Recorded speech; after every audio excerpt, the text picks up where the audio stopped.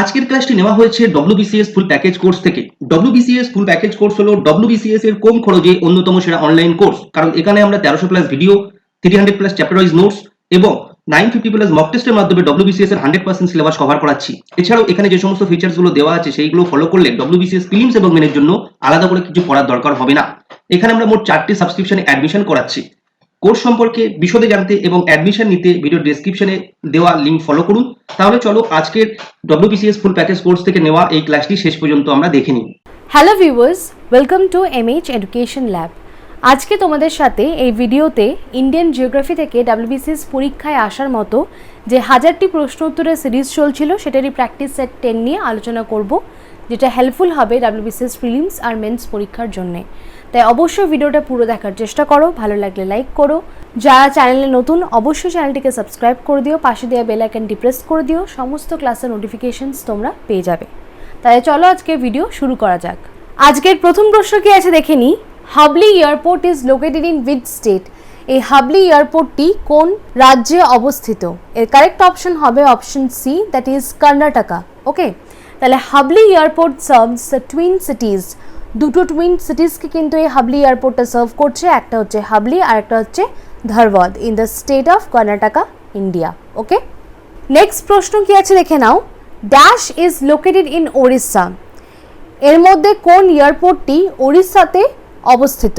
এর correct option হয়ে যাবে option A, that is Biju Patnaik airport. Okay, so Biju Patnaik international airport, যেটাকে কিন্তু ভুবনেশ্বর এয়ারপোর্টও বলা হয়, এটা কিন্তু অবস্থিত কোথায় না ভুবনেশ্বর শহরে, ওড়িশার, India.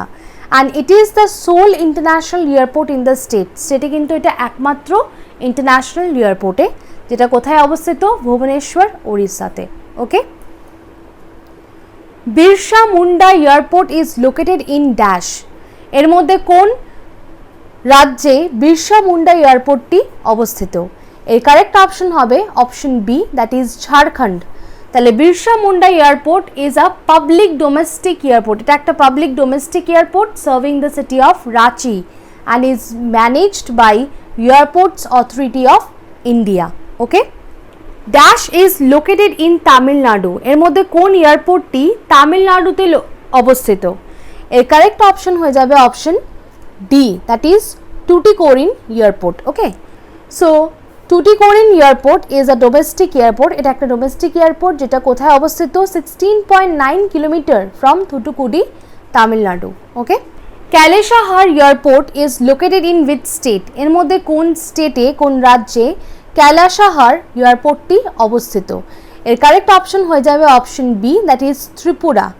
ক্যালাশাহার airport was an airport located at Kailashahar in the state of Tripura, India. Okay, so this airport was shut down in 1990. 1990 কিন্তু এটা বন্ধ হয়ে যায় due to lack of space. After that there has been no attempt to relocate it. এই এয়ারপোর্টটাকে যে relocate করবে বা অন্য জায়গায় কোথাও সরিয়ে নিয়ে যাবে সেটা কিন্তু করা হয়নি, and due to lack of space এই এয়ারপোর্টটি বন্ধ হয়ে যায়, যেটা কোথায় ছিল? ত্রিপুরাতে ছিল। Armakonda peak is a mountain peak in dash. কোন রাজ্যে এই আর্মাকন্ডা মাউন্টেন পিকটি অবস্থিত? এর কারেক্ট অপশন হবে option D, that is Andhra Pradesh. Okay, so Armakonda, it is also called Sitammakonda, এটা হচ্ছে একটা mountain peak in the northern part of Eastern Ghat, located in Godavari river basin. It is located in the Madugula Konda sub range north of Paderu village in the Andhra Pradesh, India. Okay, which of the following is the second highest mountain in India?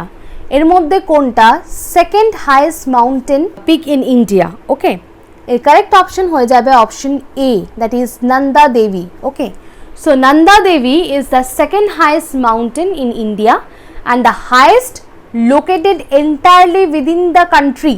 ওকে, আমাদের কান্ট্রিতেই রয়েছে, ইন্ডিয়ার মধ্যেই পুরোটা অবস্থিত। It is the 23rd highest peak in the world. এটা কিন্তু 23rd highest pick ওয়ার্ল্ডে, আর ইন্ডিয়াতে এটা হচ্ছে সেকেন্ড হাইয়েস্ট পিক। ওকে, এটা কোথায় অবস্থিত একবার দেখে নিই।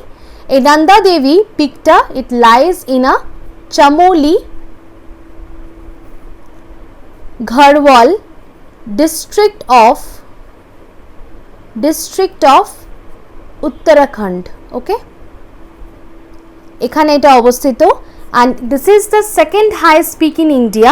Okay, and it is the highest peak to be located completely in India. এটা কিন্তু পুরোটাই ইন্ডিয়াতে অবস্থিত আর এটা হচ্ছে 23rd highest peak in the world. ওকে, এর অল্টিটিউডটা কত? এর অল্টিটিউড বা হাইট হচ্ছে 7816 মিটার। ওকে, নেক্সট প্রশ্ন কি আছে দেখে নিই। The peak named Anamudi is located in which state?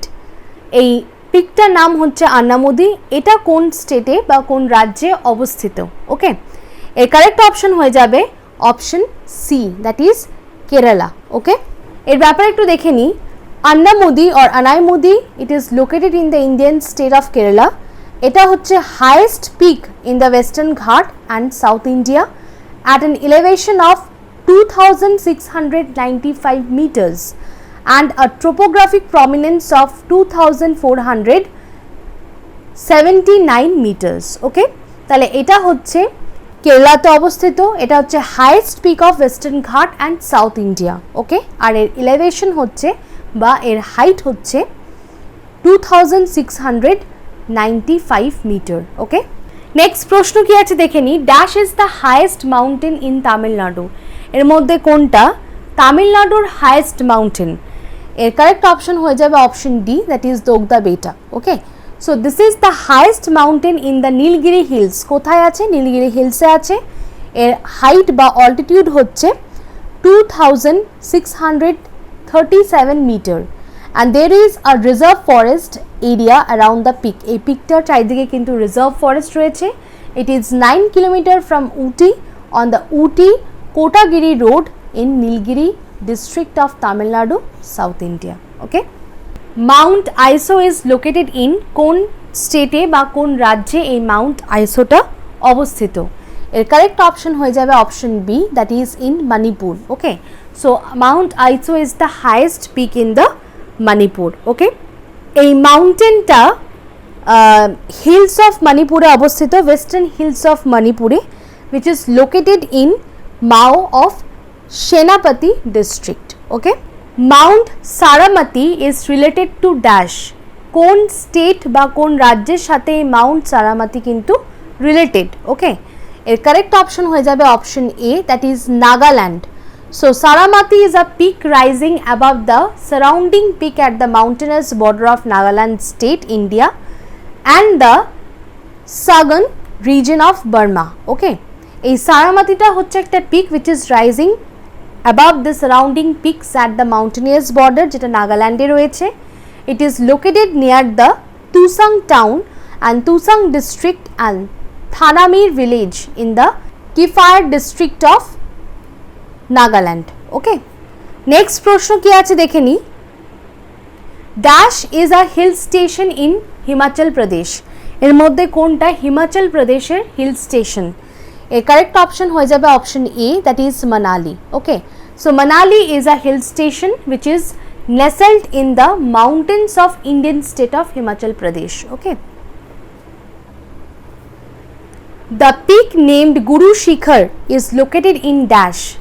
পিকটার নাম হচ্ছে গুরু শিখর, এটা কোন রাজ্যে অবস্থিত? এর কারেক্ট অপশন হয়ে যাবে option B, that is in Rajasthan. Okay, Guru Shikhar is the peak in the Arbuda mountain of Rajasthan and this is the highest point of Aravalli range. It rises to an elevation of 1722 meters.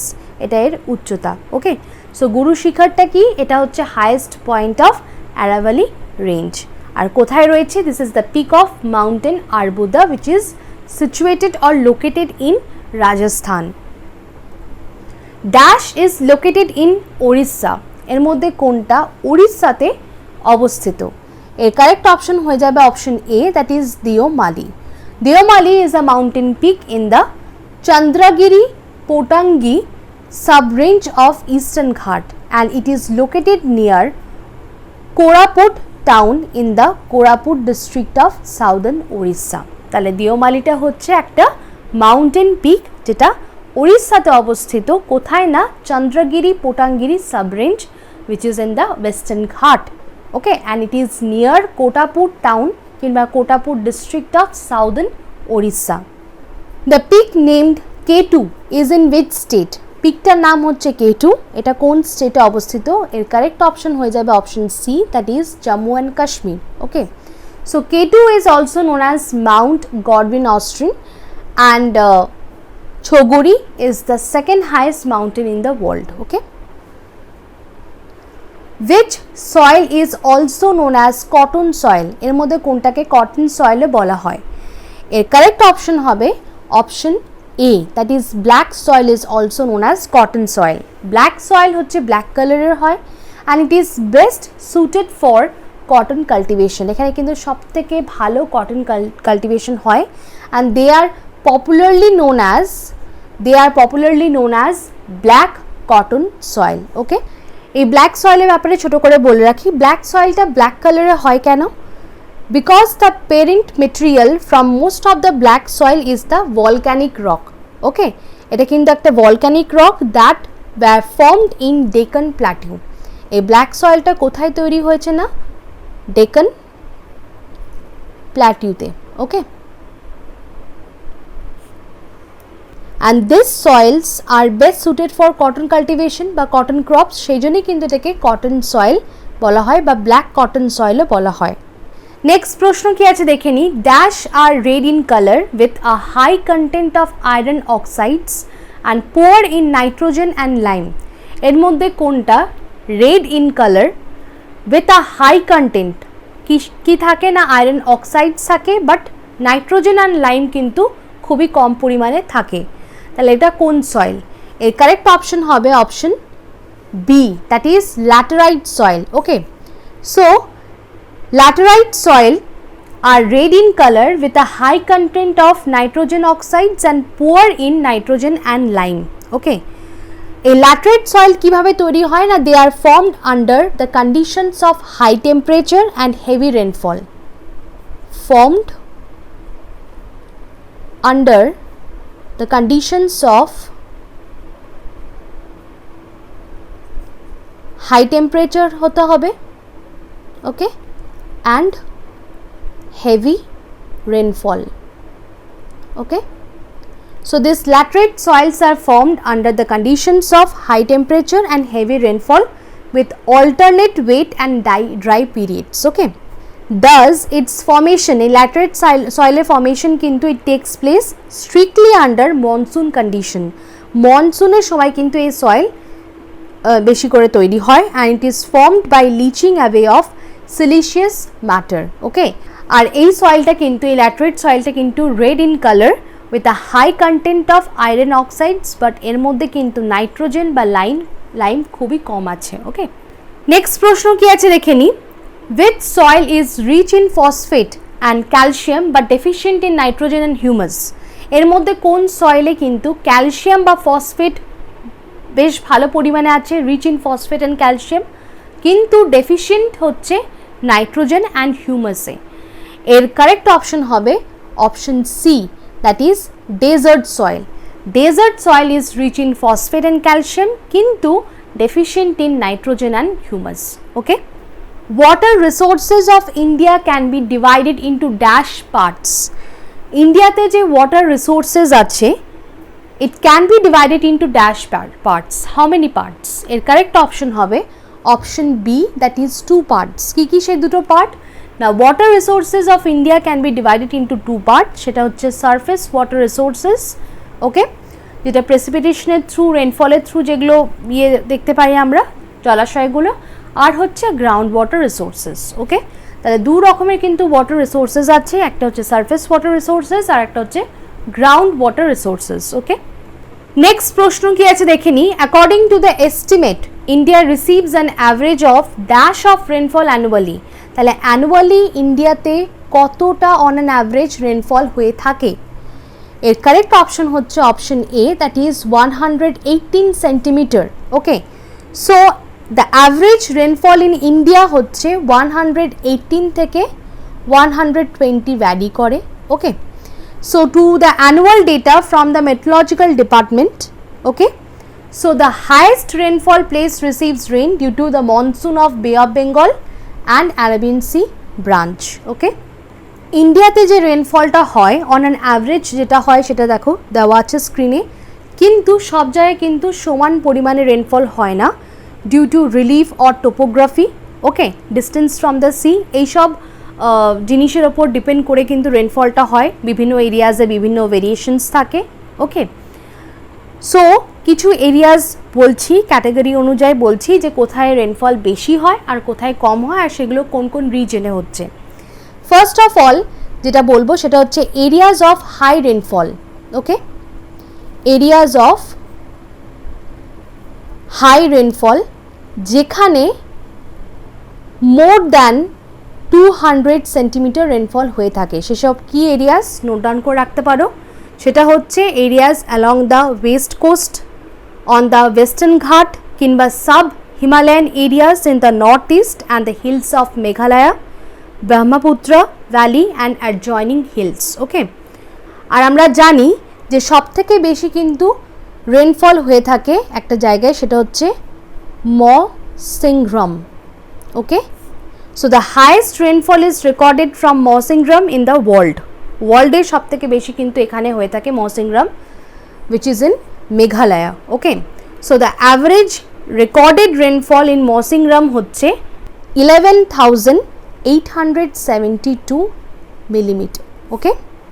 এরপরে যে second category বলবো সেটা হচ্ছে areas of medium rainfall, areas of medium rainfall, okay, যেখানে rainfall কিন্তু 100 থেকে 200 সেন্টিমিটারের মধ্যে হবে, সেগুলো হচ্ছে সাউদার্ন পার্টস অফ গুজরাট কিংবা east Tamil Nadu, eastern north eastern peninsular region, okay, Odisha হতে পারে, ঝাড়খণ্ড, বিহার, ইস্টার্ন মধ্যপ্রদেশ হতে পারে, বা northern Ganga plain along the sub Himalayan, okay, এইসব রিজনগুলো। অ্যান্ড দ্য থার্ড ক্যাটাগরি হচ্ছে এরিয়াজ অফ লো রেনফল, যেখানে কিন্তু রেনফল 50 থেকে 100 সেন্টিমিটারের মধ্যে হবে, যেরকম western Uttar Pradesh, Delhi, Haryana, Punjab, okay, and Jammu and Kashmir, eastern Rajasthan, Gujarat and Deccan plateau, okay, এগুলো জায়গাগুলোর নাম বলে দিলাম, নোট ডাউন করে রাখতে পারো। অ্যান্ড দ্য ফোর্থ ক্যাটাগরি যেখানে কি না areas of inadequate rainfall, okay, যেখানে লেস দ্যান 50 সেন্টিমিটার রেনফল হয়ে থাকে, and the reasons are part of peninsula specially Andhra Pradesh, Karnataka, Maharashtra, Ladakh and most western Rajasthan, okay. তাহলে এইভাবে কিন্তু ক্যাটাগরি ওয়াইজ রেনফল ডিস্ট্রিবিউশনটাকে ভাগ করা হয়েছে যে কোথায় বেশি হচ্ছে কোথায় কম হচ্ছে, ওকে। ফার্স্ট হচ্ছে এরিয়াজ অফ হাই রেনফল, যেখানে কিন্তু মোর দ্যান 200 সেন্টিমিটার রেনফল হচ্ছে, রিজনসগুলো আমি বলে দিয়েছি। ম্যাক্সিমাম যেখানে হয় সেটা হচ্ছে মৌসিনরাম, মেঘালয়াতে, আর এখানে কিন্তু ওয়ার্ল্ডের সব থেকে বেশি বৃষ্টি এখানেই হয়। সেকেন্ড হচ্ছে এরিয়াজ অফ মিডিয়াম রেনফল, যেখানে 100 to 200 সেন্টিমিটার এর রেনফল ইয়েটা, আর হচ্ছে এখানে রিজনসগুলো বলে দিয়েছি। থার্ড হচ্ছে এরিয়াজ অফ লো রেনফল, যেখানে 50 to 100 সেন্টিমিটার রেনফল হয়ে থাকে। And the fourth is areas of inadequate rainfall, যেখানে কিন্তু লেস দ্যান 50 সেন্টিমিটার রেনফল হয়, maximum the western parts of রাজস্থানে, ওকে। নেক্সট প্রশ্ন কি আছে দেখে নিই। Multipurpose river valley projects is referred as temples of modern India. এই মাল্টিপারপাস রিভার ভ্যালি প্রজেক্টসগুলোকে রেফার করা হয়েছে as a temples of modern India by hmm? এর কারেক্ট অপশন হয়ে যাবে option B, that is by Jawaharlal Nehru, okay. So multi-purpose river valley projects are the new temples of modern India and the above statement is made by Jawaharlal Nehru, okay. এখানে স্পেলিংটা ঠিক করে নিও, এটা হবে Jawaharlal Nehru, okay. Next প্রশ্ন হচ্ছে the combination of agriculture and pastoral farming is called dash. তাহলে এই যে এগ্রিকালচার অ্যান্ড প্যাস্টোরাল ফার্মিংয়ের কম্বিনেশনটাকে কি ফার্মিং বলা হয়? Which type of farming is this? এর কারেক্ট অপশন হয়ে যাবে option B, that is it is called mix farming. এর ব্যাপারে একটু দেখে নিই। Mixed farming is an agrarian system that mixes the arable farming with the raising of livestock at the same time. দু ধরনের farming কিন্তু একসাথে হবে, একটা প্যাস্টোরাল আর একটা agricultural. When on a farm, along with crop production, some other agriculture based practices যেমন poultry, dairy farming or beekeeping, okay, etc. is adopted, then this system of farming is called mixed farming. দু ধরনের farming একসাথে কিন্তু একই ফার্মে করা হচ্ছে, that practice of farming or a combination of agriculture and pastoral farming is called mixed farming. Red soils are red in color because of dash. Red soils গুলো red in color হয় because of what? এর correct option হয়ে যাবে option A, that is FeO, that is ferric oxides. ওকে, তাহলে red soils are red in color due to the presence of ferric oxides. Okay, next প্রশ্ন কি আছে দেখে নি। ICAR divides Indian soil into dash groups. ওকে, এই ICAR Indian সয়েলটাকে কত ভাগে ভাগ করেছিল বা কটা গ্রুপসে ভাগ করেছে? এর কারেক্ট অপশন হয়ে যাবে option C, that is 8. So the Indian council of agricultural research set up an all India soil survey committee. কি সেট আপ করেছিল?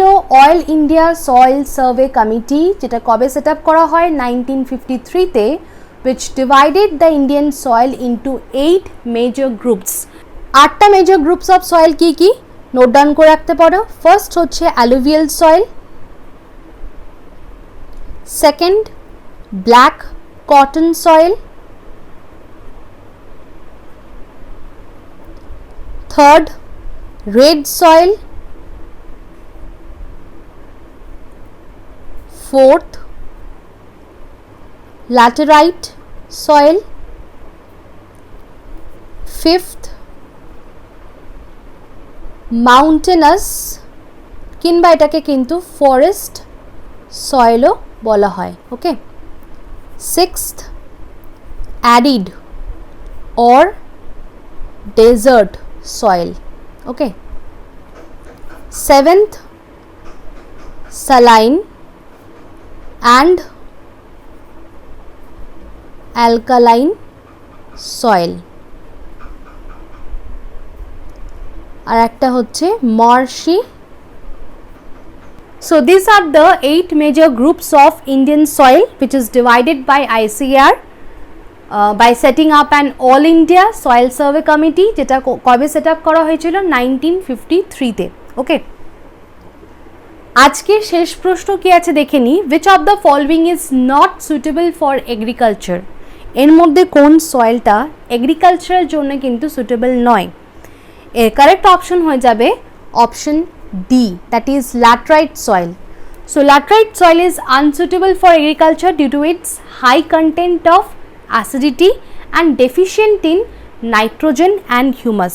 ওকে, আজকের ক্লাসটা এখানেই শেষ করছি। এই ছিল 25টা important questions on Indian geography, যেটা হেল্পফুল হবে বোথ WBCS প্রিলিমস আর মেন্সের জন্যে। অবশ্যই পুরো ক্লাসটা দেখার চেষ্টা করো, ইম্পর্টেন্ট পয়েন্টসগুলো, কোয়েশ্চেন্সগুলো তোমরা নোট ডাউন করে রাখতে পারো। ভালো লাগলে অবশ্যই লাইক করো, চ্যানেলটিকে সাবস্ক্রাইব করো, and thank you for watching. Have a nice day.